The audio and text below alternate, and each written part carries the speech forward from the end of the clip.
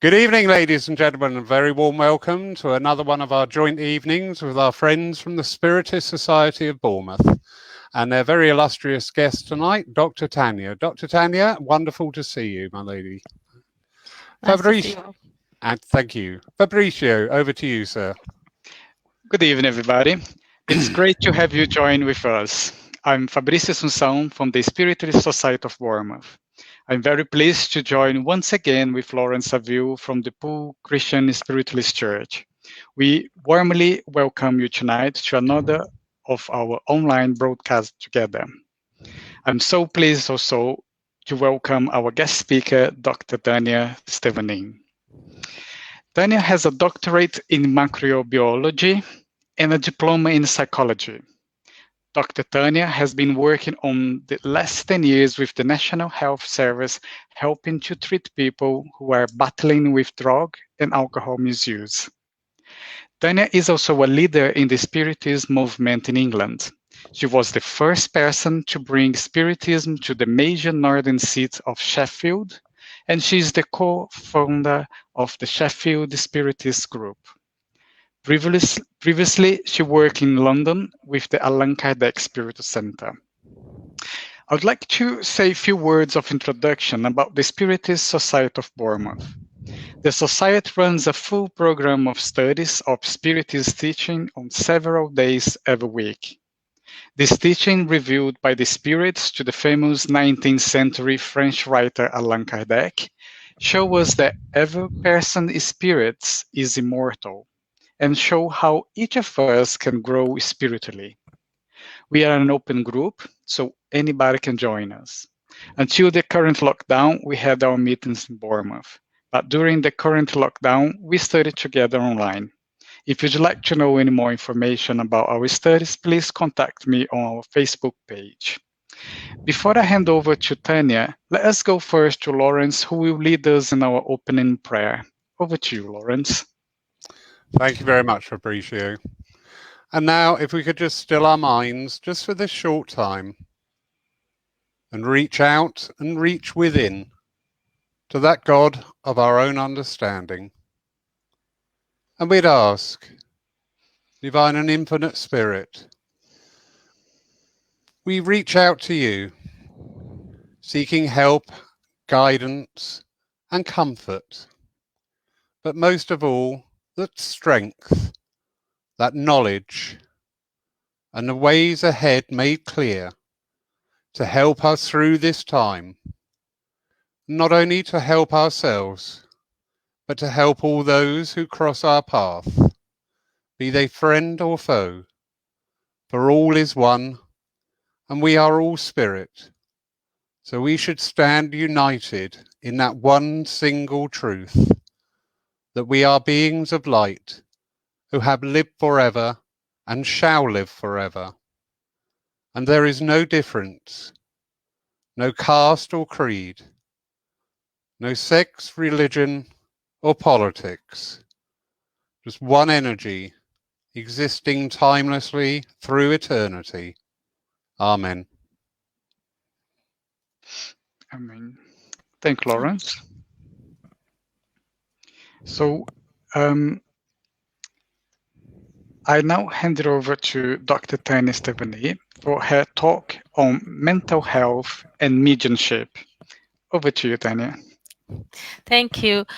First of all, I'd like to say thank you for the invitation to give this presentation, and it's a huge privilege to be part of this initiative, which I think the pandemic has opened up new possibilities rather than closed, and that's a good way in which we can see very clearly how God works in mysterious ways, always to lead us onwards and forwards in our life discoveries. So I'd like to start with the first slide, please. And this slide is a quote from the Gospel in which Jesus is dealing with some spiritual influences. And the quote says, Jesus asked him, "What is your name?" "Legion," he replied, because many demons had gone into him. That's from Luke.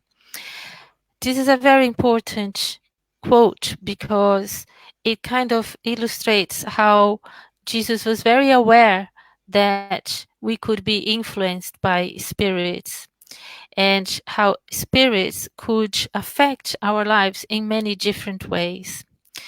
So I work with mental health and I'm a spiritist, and I find that the two things are very closely linked because when we deal with people undergoing mental health issues, it's impossible not to see the influence that some people may be under in terms of the spiritual attachments and even obsessions, as we call it in Spiritism. So next slide, please. So I want to talk a little bit about the disease model, because the disease model is the model in which our NHS, our physical health doctors, they approach. It's the model that, the health model that our society works with. And in the disease model, disease is seen as the consequence of physical causes. A lot of the times, those causes are identified as being linked with dysfunctions in brain function, in hormonal production, genetic dysfunctions, but it's mostly considered as a physical problem. And then there is the set of symptoms that identify the specific diseases. And when we go to the GP, we go with a list of complaints, where it hurts, where the discomforts are, and they try to identify what the disease is. They might need to ask for tests, but it's all based on what we are physically feeling.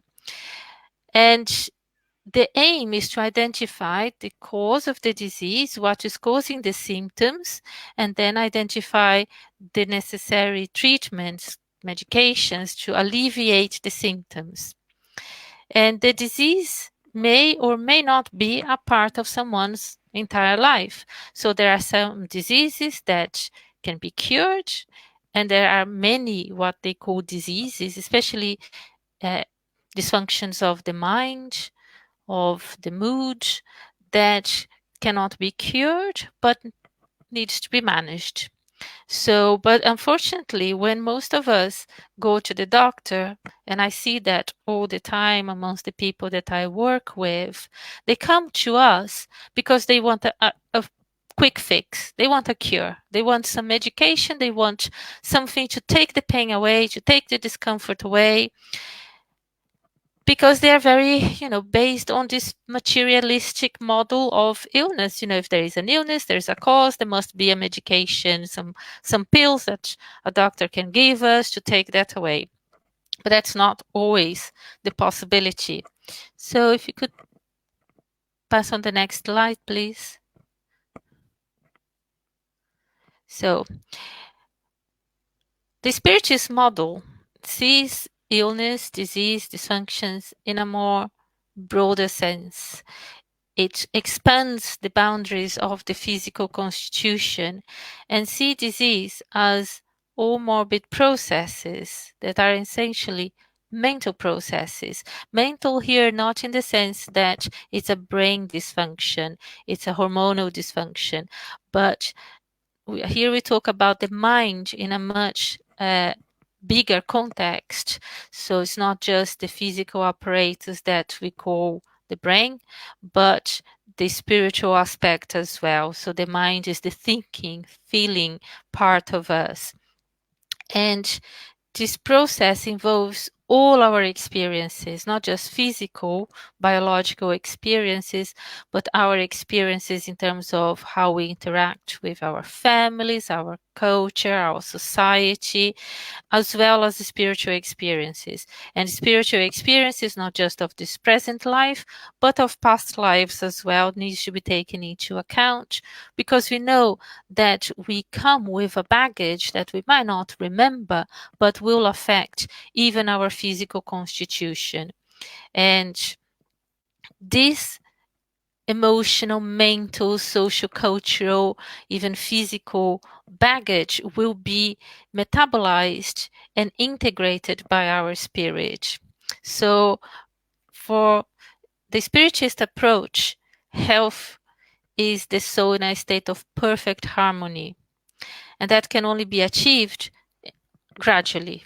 So it's not something that can be fixed with magic quickly, with a pill, with some medication, but something that we have to work towards achieving. And it's through our experiences acquired in successive reincarnations, successive lives, including the present life, that we eventually achieve this state of perfect harmony in terms of our thinking, our way of feeling, and our behavior as well. So if I could have the next slide, please. So going back to the materialistic model, it sees the body as a machine where there is a flow of information. So from the brain, that the neurons that produces the chemical triggers, to the production of hormones, to the activation or not of certain genes that makes our body work.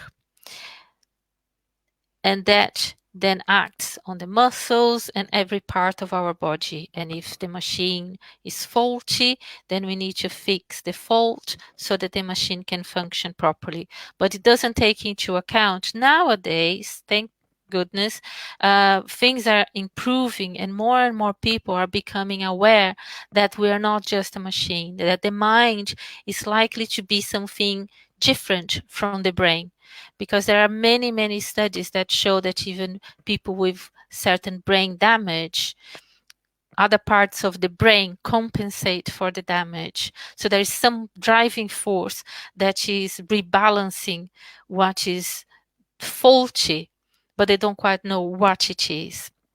But at least now, doctors, scientists are beginning to ask the right questions.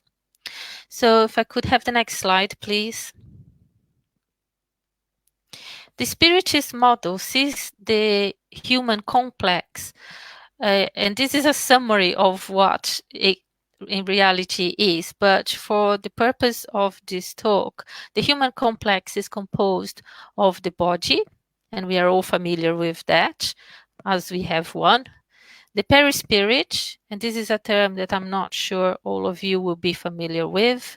Many, even spiritists, people who follow the spiritist teachings, find the concept of perispirit one that's difficult to comprehend. So the perispirit is, in a nutshell, the fluidic envelope, is the connection between the physical body and the spirit.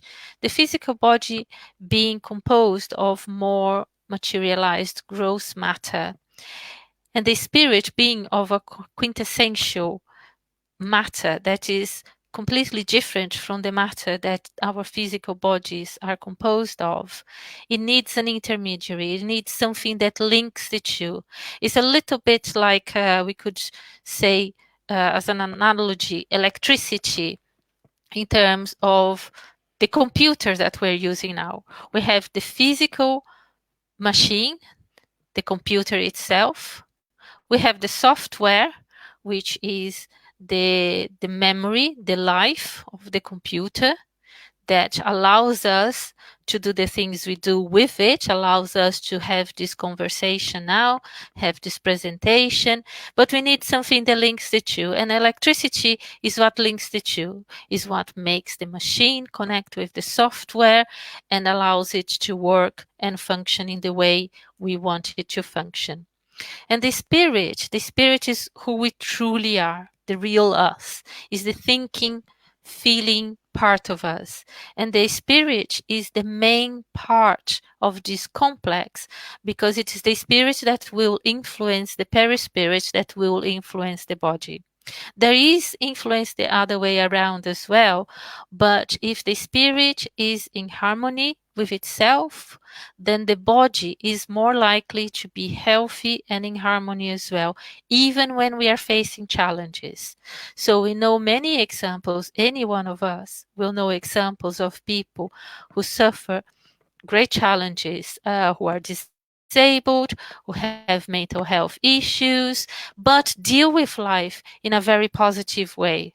And we know people who, despite apparently having everything, being very lucky, find it very hard to cope with life and even develop mental health issues because of this difficulty that they have to cope with everyday life, which most people would not have a problem with. If I could have the next slide, please. Thank you. So I'm going to move now to the topic of mediumship, because mediumship and mental illness is very closely linked. So if we look at the symptoms of mediumship, and I'm not talking here about disturbed mediumship yet, I'm just talking about mediumship. So mediumship, according to Spiritism, is an organic faculty. So our bodies need to be built in a certain way as to be able to connect, to expand our mental psychic capacities, to be able to perceive a different dimension, the spiritual dimension. And mediumship in Spiritism is the ability that some people have to connect with the spiritual dimension in a more systematic way, in a more coherent way. We are all psychic beings. We all have intuition. We all have dreams. We all connect with the spiritual life in one way or another because we are all spirit. But mediumship as such is someone who is able to really hear spirits who do not have a physical body, see them, communicate with them, allow ourselves to become their channel for communication with others through psychography. So we are using the term mediumship here in a broader sense. But some of the symptoms of mediumship, especially at the initial development of mediumship, and when mediumship is slightly disturbed, is sleep disturbances, anxieties, phobias, hearing voices, seeing things that other people cannot see.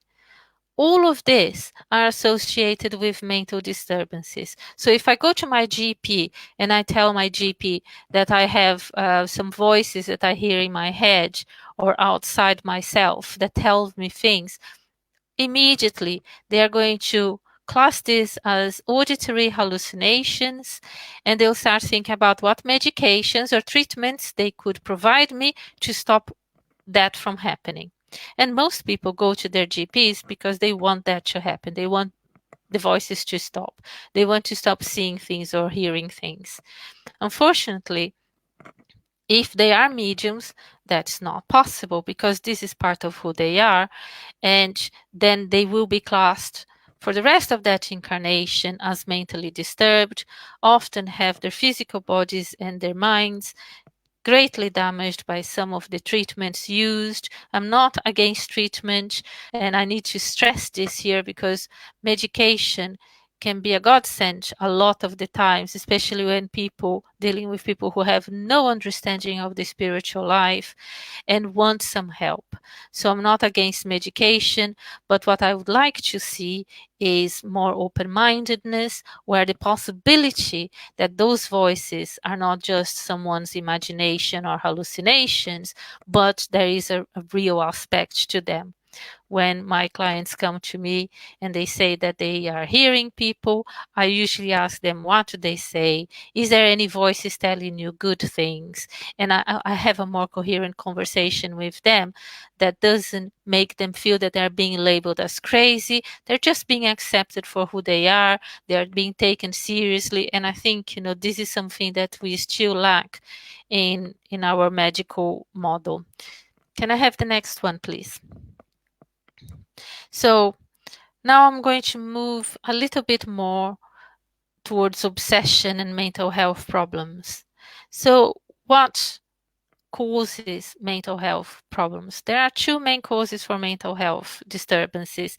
There is a physical imbalance, and sometimes it is hormonal, genetic, brain damage that can cause mental health issues, learning difficulties, cognitive impairments. But there is also the spiritual aspect. And I would like to encourage you to consider the question there, does everyone want to be cured?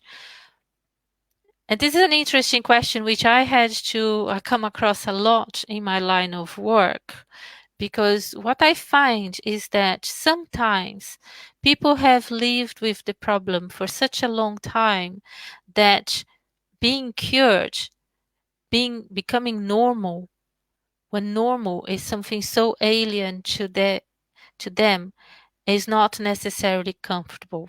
But I'll just leave the question there for the moment, because we are going to go a little bit deeper into that. So next one, please. So how obsession or spiritual attachment here being used in a more negative way, because I need to just stress here at this point that all of us are influenced by spirits. We are all guided and protected by our spiritual benefactors, by our spiritual guardians.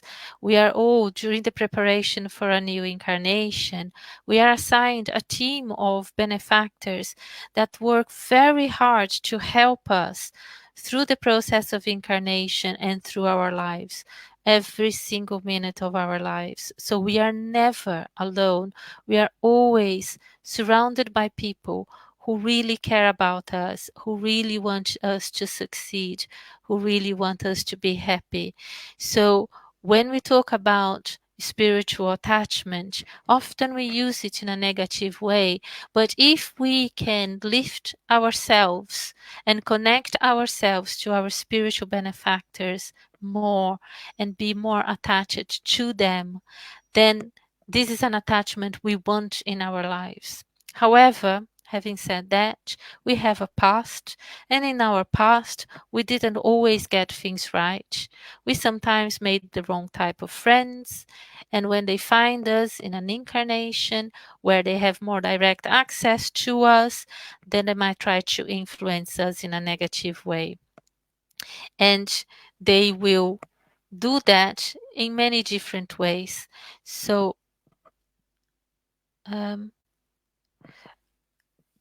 the things that kind of lead in our present incarnation to the wrong type of spiritual attachment, and even the development of an obsession, which is a more intense and long-term issue, are our negative aptitudes, or the negative side of our behavior. So vices, crimes, sexual depravity, excessive attachment to material things, all the things that lower our spiritual energy, risks us attracting people who share in those behaviors. So for example, I work with people who have problems with drinking and drugs. I remember once, a few years ago, when I was starting this work, I saw a gentleman a lovely man, hardworking, married, the type of person that if you met anywhere, you would never think he had a problem.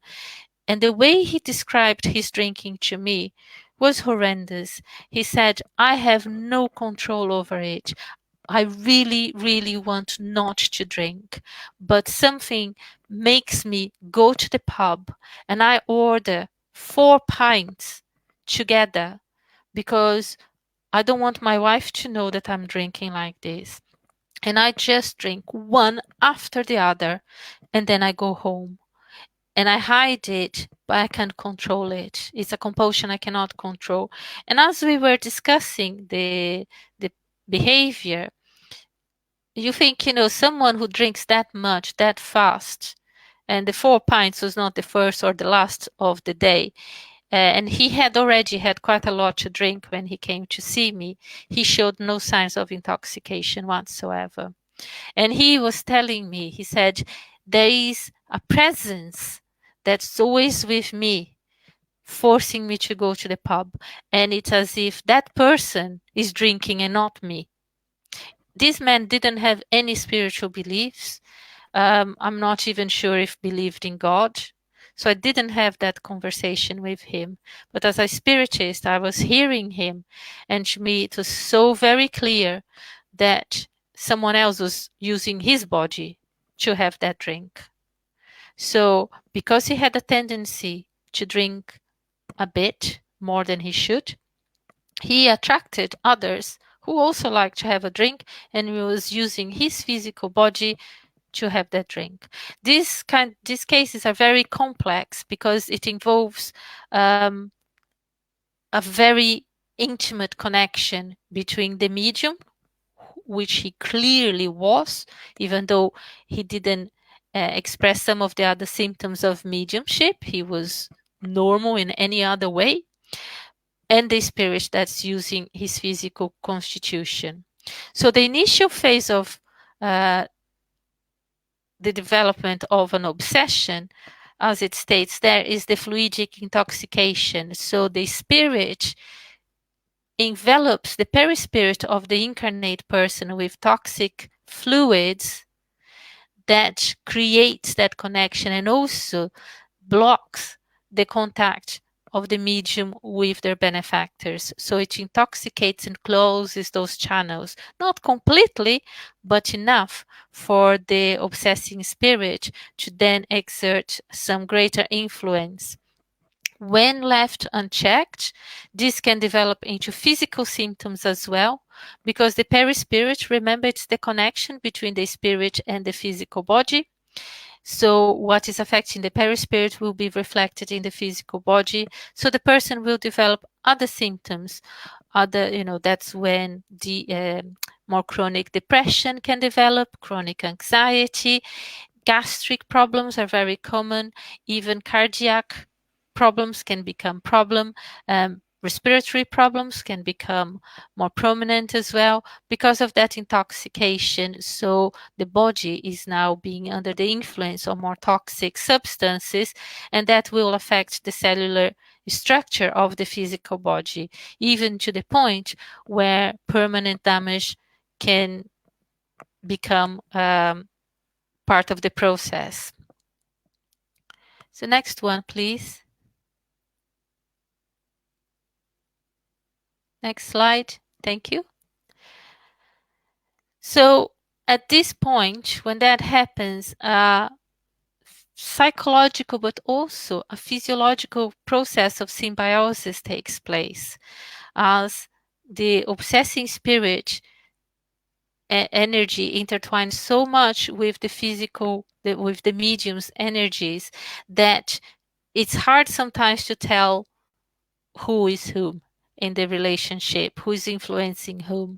And when treating this type of patient, it's a long process that takes sometimes a long time, because we need to start with a lot with healing, prayer, lifting up the energy, the spiritual energy of the medium, to be able to create an energetic barrier, gradually create an energetic barrier between the medium and the obsessing spirit.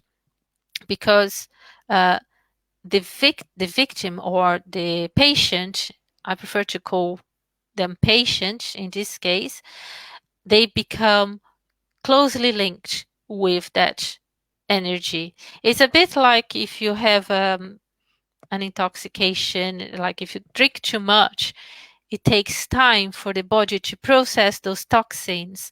When we are enveloped by spiritual toxins, it takes time for us to process those toxins and digest them and excrete those toxins to be able to help ourselves. Next one, please. The difficulty when it is a proper spiritual obsession, especially in the cases of fascination.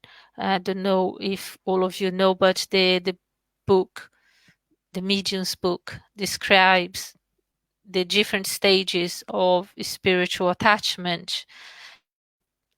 then you can refer to that. But fascination is a process of obsession where the mind is intoxicated, the mind is taken over by the obsessing spirit. And in this process, the initial phases of an obsession can be very subtle, because if you think about the description of abuse, when I first started studying psychology and I came across the definition of domestic abuse, especially emotional control, I was surprised because I was already a spiritist. I already had some experience of mediumship.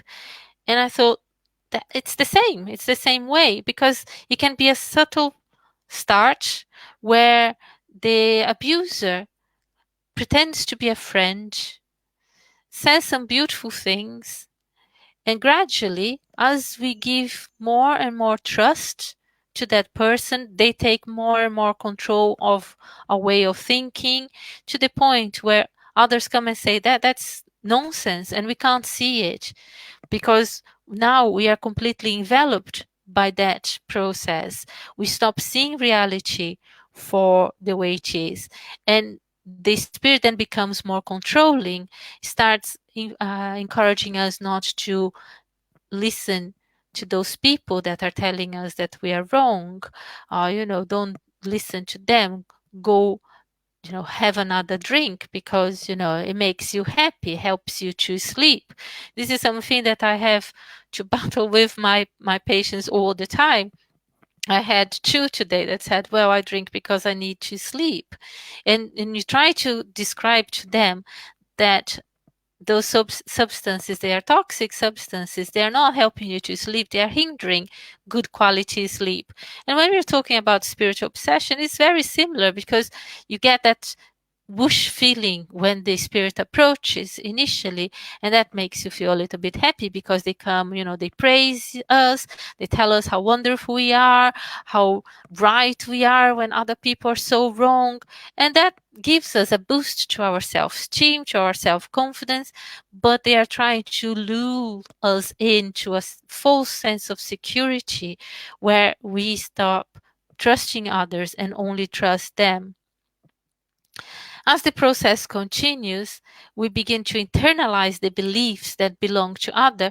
Brainwashing is a very similar process, and we know that from recent history, where young people have done some terrible things because others told them that that was the way to go to heaven, and they were made to believe that the world was wrong, and only the person who was telling them how wonderful they were, how special they were, and if they did this terrible act, they would be praised above everybody else and be welcomed into heaven. It's a kind of brainwashing, and spiritually that happens as well. And in this case, unfortunately, a lot of the times it happens by people that we can't see, we can't even hear out loud, because most of us don't have this type of mediumship, but none of us are completely immune to it. So the abuser then goes gradually taking over more and more of the thinking apparatus and even the actions of the other person, even to the point of gradually and eventually taking over their physical actions as well, where their bodies are now under the influence and the control of the obsessing spirit or the abuser. Next one, please. So how does that happen? Let's think about the brain. This is a random photograph, okay? It's not about mediumship per se, but it just illustrates, there's a CAT scan of a brain section. One of them in the depressive state, the one on the, I think in your case would be the left-hand side, and the right-hand side, manic state. And you can see the different areas, the dullness of the depressive brain and the overactivity of the manic brain. So our brains are like a super computer, linked to an incredibly fast Wi-Fi network. Nowadays, we talk about Wi-Fi and we understand it. It's that thing that helps our computers to connect with the world without even physically being plugged into something. And our brain is like that. So imagine the most amazing supercomputer that in existence on Earth, linked to this very fast Wi-Fi network. And imagine there was a few years ago, there was a scandal because they discovered that both in the US and in the UK, people were diverging the intelligence organizations were diverging the internet signals and collecting all the information that went through that without consent. And they did that in a very simple way. There was a cable and they put a mirror there. It's so they created bifurcation. So the same signal went through two different channels. And we know that it's possible because we live in a world now where that technology exists. Now, our computer is way better than the physical computers. Our brain is incredible, and the spiritual brain, the perispirit, is even more so. And we are capable of connecting with very subtle energies that cannot even be yet detected by our technology, but they do exist. So those who know what they are doing, they can interfere with that signal. And they can interfere with that signal by developing, creating depressive signals, by dampening the brain activity, and they can overexcite the brain activity to create even manic states, anxiety, for example. Next one, please. So to understand how that works, and this is how, about protecting ourselves. So a lot of what I'm saying seems quite depressing, perhaps, but this is all about having the knowledge so that we can learn to protect ourselves. So thought originates in the soul. It's the spirit that thinks, okay? And when our thoughts are perturbed, the mind, the spirit, creates magnetic forces that of a toxic nature that are damaging. It's a bit like acid on the skin, let's say. And that can result in alterations even in the physical body. Depending on their nature, if it is our thoughts are good or bad, our mental reflexes will help our progress or keep us in the negative zone where we can attract those like us. So our thoughts, the way we think, determines our behavior, because our thought, the way we think, determines the way we act. And the way we act and what we are as ourselves in our inner core determine the type of person that we are and determines the kind of companions we attract. In the same way that happy people usually attract happy friends, depressed people notice more depressing situations. In my work, I always ask people to write a diary because I like to see when they were doing well, because I know for a fact that when they come back and I say, how was your week being? They will be able to describe to me in the minutest details the worst day they had that week. But when I ask them to tell me about their best day, they can't even remember they had one. But if they write down in a diary, I can see that some days they did better than others, and I can help them to extract that information again. Because their thoughts have been so vitiated in the negative pathway that they find it difficult to remember times when they were happy.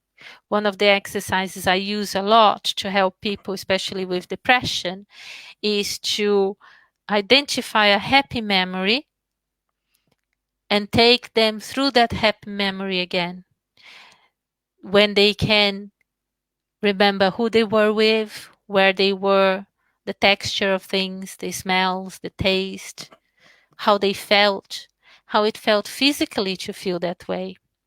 And by describing it to me, they relieve that moment, because where we are, we go where we think. And again, neuroscience now has demonstrated that when we think, we activate the parts of our brain associated with that activity. So if I'm thinking about playing the piano, I activate the part of my brain that would be active if I was really playing the piano. So we can use, if we understand the power of our thoughts, we can use that to our benefit to help us to achieve better in life. So depending on the nature of our thoughts will be our experiences. So let's bear that in mind. Okay, next one, please. Because every one of us will live in the heaven or the hell of our own creation, and we are responsible for our own heaven and our own hell. And I find that very empowering, because if I am responsible for my eventual, the little hells I had in my life, the difficulties I had in my life, the suffering I have to endure, then I am also responsible, and I can achieve the opposite. I can achieve happiness, and that puts the power back with me. So if I notice a negative influence, if I notice that my mind is veering towards depression and anxiety, and I know that my thoughts determine which pathway my mind is going to go, then I can open a new track in my mind that leads to a happier outcome. And this is the important thing. Although we can be influenced by the negative aspects, we can also be influenced by the positive ones, which are much stronger, much more powerful.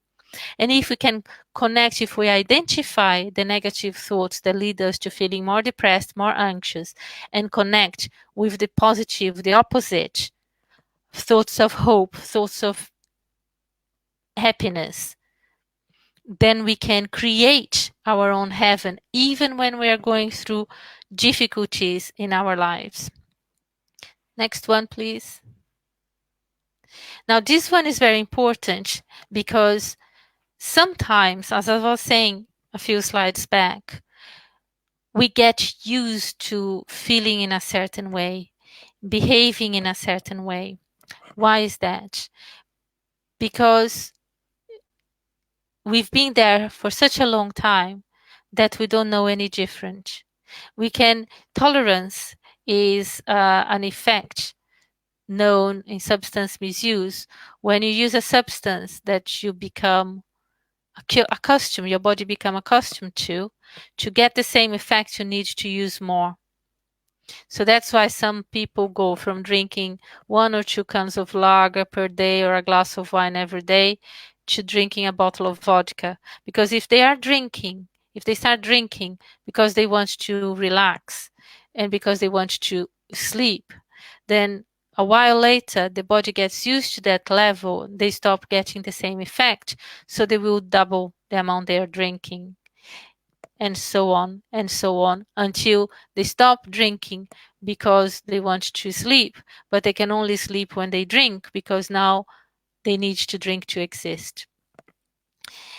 In terms of our mental health, it's a similar way. If I can become accustomed to negative thoughts, is the glass half empty or half full effect. If for me, I'm always expecting the worst of people, of society, the news is a great example of what thought pattern to avoid.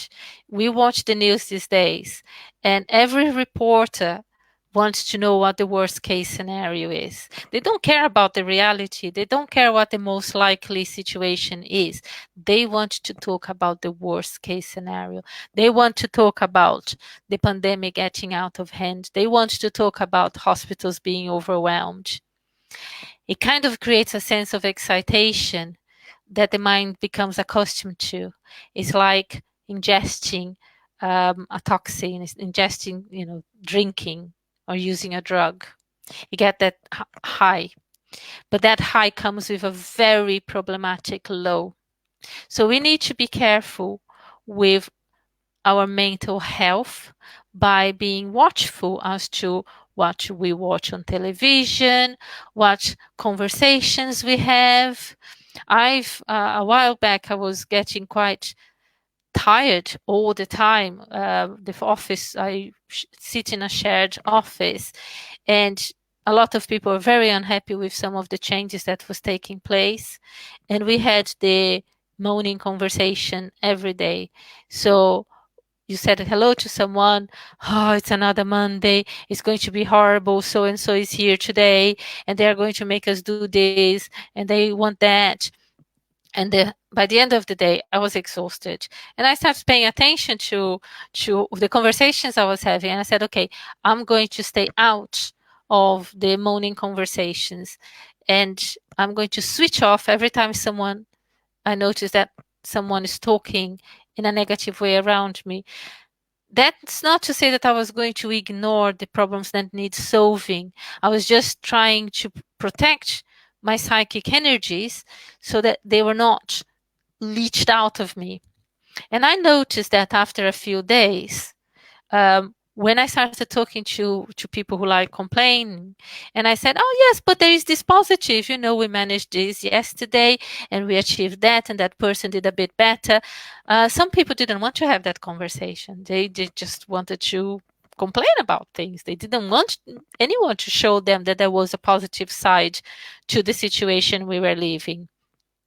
So it is important to be honest with ourselves and notice when we are doing that. If it is with our friends, a good technique is to use solution-focused approach. And the solution-focused approach is a bit like this. When you start, like you go home, and if you notice that you go home after work and you start complaining about the day, or your husband or wife or son or daughter comes from school complaining about the day, then start a conversation by saying, what was good about your day? What did you enjoy doing today? What made you happy today? And see what they come up with. And it's a very powerful way to switch from the negative talk to the more positive one and find solutions. So another technique that we use a lot is exception talking. So we ask people, when was the last time that you're not as depressed as you are now? When was the last time that you managed a little bit better than you're managing now? So you might be asking me now, what does it have to do with obsession? Because the spirit companions that don't want us to succeed, they will be whispering to us, you are not good enough. That is not good enough. Life is horrible. Everybody's going to die. Look at this pandemic. They are whispering negativity all the time. But if we ask ourselves, okay, what was good about today? I saw that little bird singing on the tree, and that made me happy. And I think I remember that little bird. And I start hearing that little bird again in my mind. Because remember, our soul goes to where our thoughts are. If we place our thoughts in a more positive wavelength, then we'll be able to connect more directly with our benefactors, with the light, with the healing. And that is the way that we lift ourselves and help ourselves out of mental health disturbances and out of spiritual disturbances as well. So the next one, please. So just to summarize, the best way to avoid obsessions or abusive relationships, and here it's not just abusive relationships by others towards us, but from us towards ourselves as well. We tend to be our worst critics. When I see some of my patients who have depression, it is so hard for them to accept praise. When I say, well done, you've done well, most of them wince at me. And I say to them, why are you wincing? It is true, you did well. Acknowledge that. So we need to move away from this kind of relationships, especially if we notice that we are doing that to ourselves, and change our way of thinking and the way we feel. If we notice a negative thought pattern, then we need to ask ourselves, when was the last time that I felt happy, that I felt comfortable? And really relive that moment. Use that as a technique. I use a technique that I call the bubble or the dome technique. When we feel, especially for people with anxiety, if they are feeling very anxious, I say, create a dome of light around you. And this dome, you're inside the dome, you're inside this bubble, and nothing bad can enter the bubble. Only good things can go out of the bubble, and only good things can come into the bubble. So you can protect yourself. But we need to leave the negative thoughts out as well. So if we are inside the bubble trying to protect ourselves, let's remember a place that we loved, a face that we loved, something that we enjoyed, the taste of a food that we liked, and take our minds there. Because as we change our way of thinking, as we improve our way of thinking, we will improve the way we feel, and that will create barriers of protection around us. We will start attracting more of the like, more of the positivity, more of the health, more of the good things, the healing. And for that, we need to really work on our pride, selfishness, be more kind, be more forgiving. And forgiveness here, I think we need to remember that Jesus said, do unto others as we want done towards ourselves. So we need to put ourselves in the picture as well, because we can't expect someone else to forgive us if we can't forgive ourselves. So if we catch ourselves behaving in a way that we think is wrong, acknowledge it, forgive, forget, move on, doing the opposite. If I've judged harshly a colleague at work, accept that I've done wrong. I will try to be kinder next time.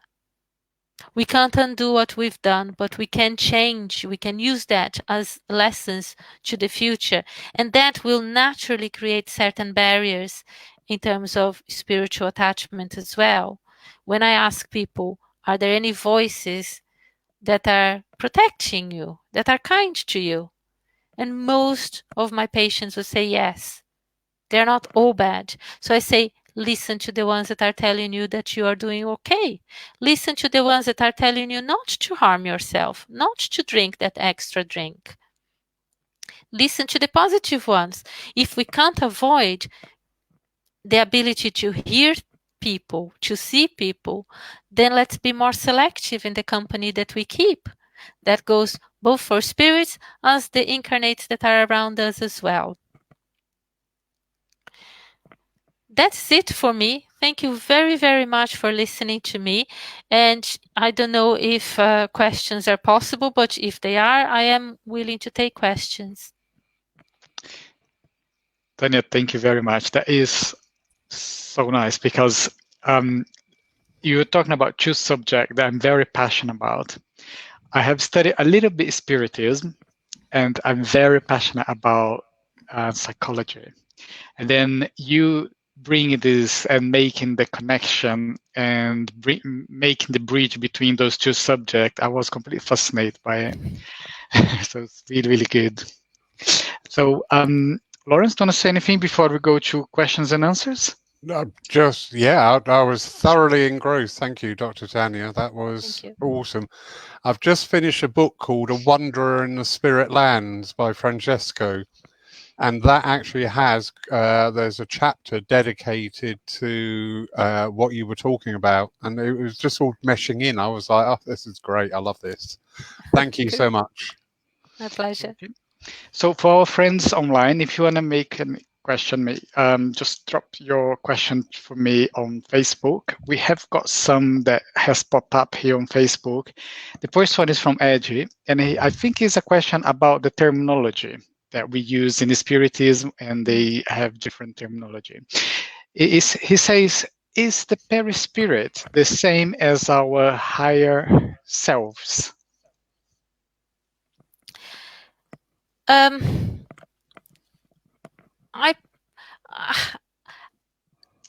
can't really say yes or no, because unless I know what someone understands as higher selves, it's difficult to answer that question.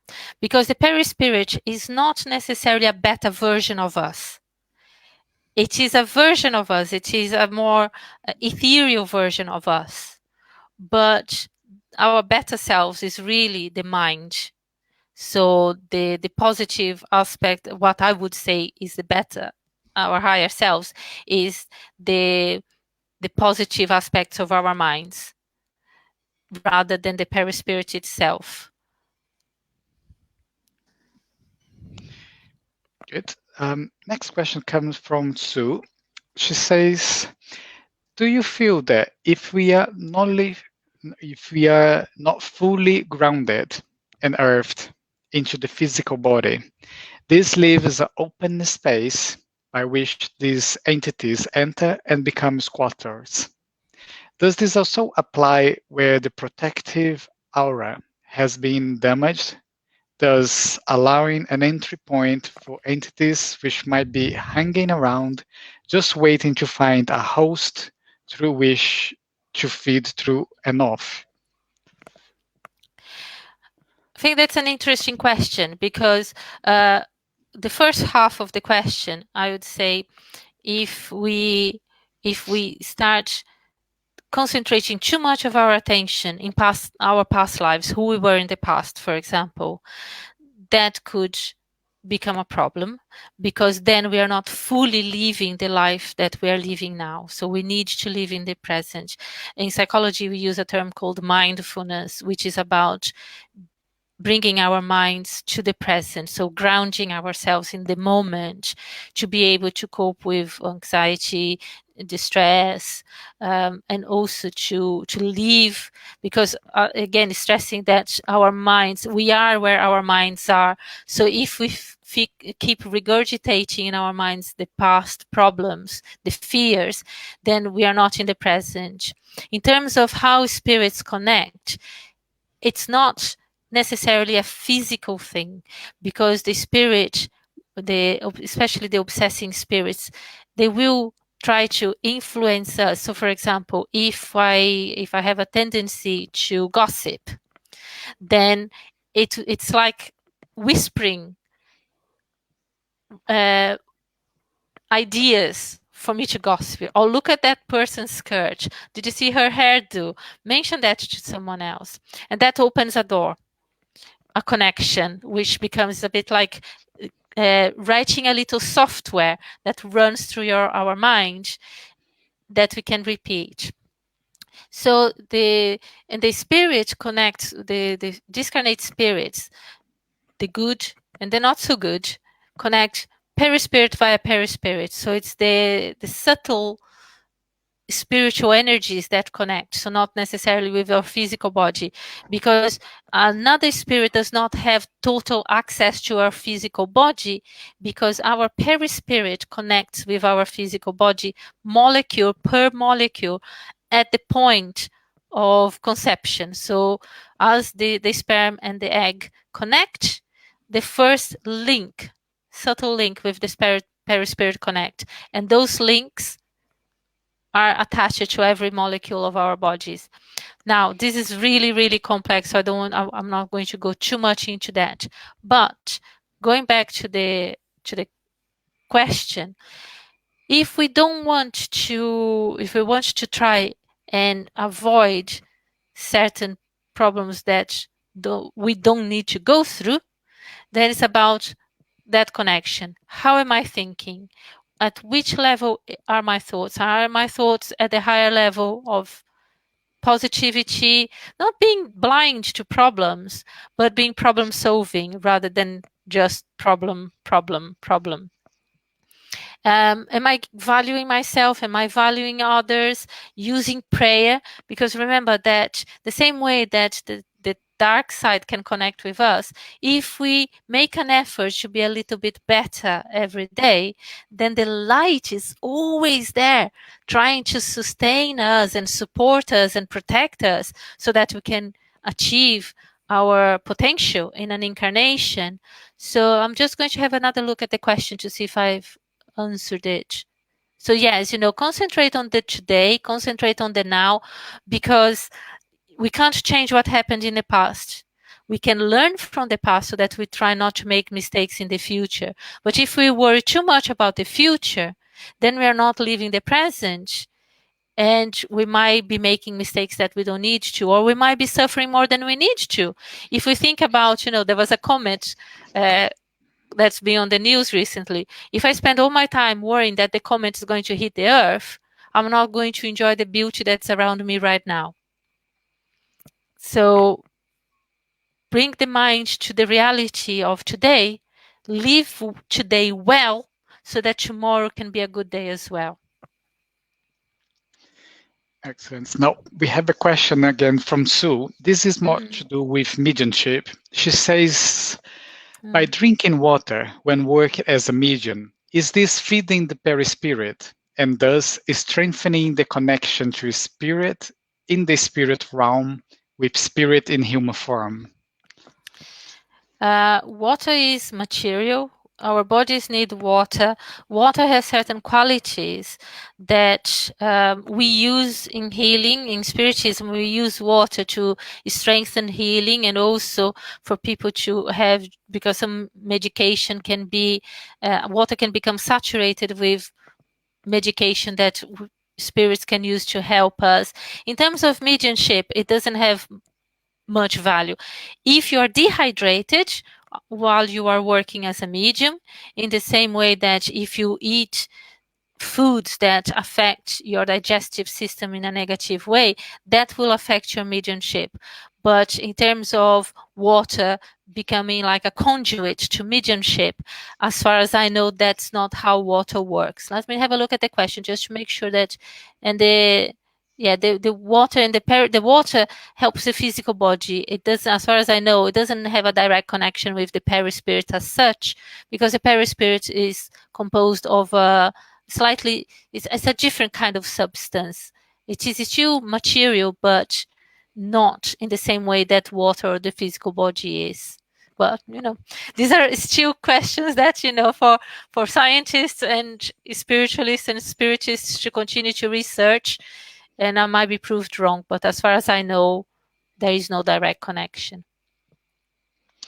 Sue has mentioned another comment there. I think she was answering you when you mentioned about the higher self.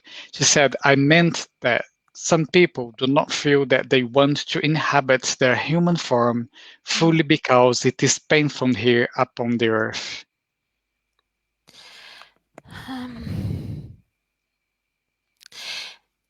It is true. It is true that some people reject their present life, and they struggle with that. I'm not sure how that connects with the concept of a higher self. I would say that both as a spiritist, as a mental health worker, I would encourage again the person to see the benefits of overcoming those barriers. So, for example, if someone comes with a disability, some people are not able to walk, but that doesn't mean that they're not able to make an amazing contribution to society. Some people are not able to see with the physical eyes, but that doesn't mean that they are not able to live a very full and fulfilling life.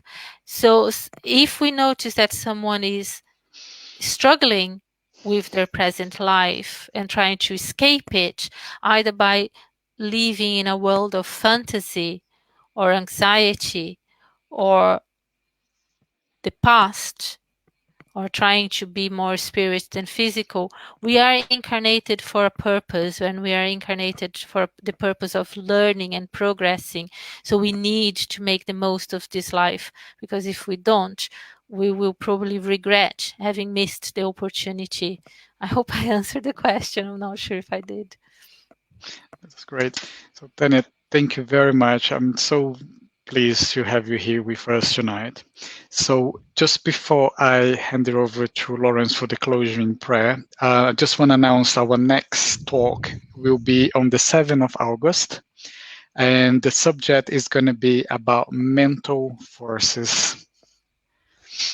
So for friends on the internet, the day to put down on your calendar is on the 7th of August, on the topic of mental forces. We have some friends from America saying hello to you, Jasara and say hello as well. Vanessa. So our friends in America is watching us. So thanks for all of you being with us. And now I hand it over to Lawrence for the closing prayer. Thank you, Tania. Thank you. Thank you. So again, once more, draw into that inner temple and commune with that divine within. Gracious and divine Spirit, we give thanks for this evening, for the steps of advancement made, for the opening of doors to new thoughts and new realities, continuing along our pathway to develop that diamond within, so that it may shine brightly to all those that we meet, and be given out in love and compassion, but most of all in service to those that we help along this pathway at this time of our lives. Amen.